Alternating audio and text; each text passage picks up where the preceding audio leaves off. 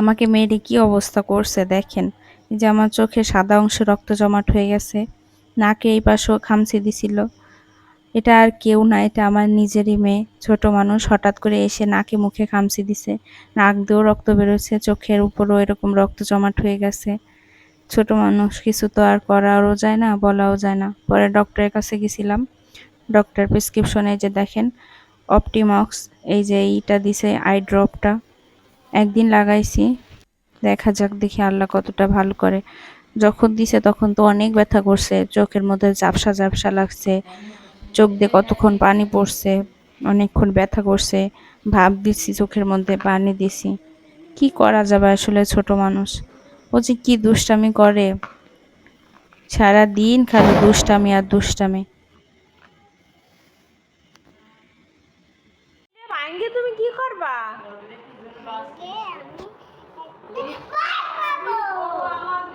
আম্মু ভাঙ্গো না। আহা, এমনও না যে মারি না, যখন রাগ উঠে তখন খুব মারি, কিন্তু এরপরও কি করা যাবে, ও তো বুঝেই না, বুঝলে তো আর এরকম ঘটতো না। দেখেন সবকিছু এভাবে ছুঁড়ে ছুঁড়ে মারতেছে। কার মাথায় পড়লো, কে ব্যথা পারলো, ওর তো তার কোনো দিকে খেয়াল নেই।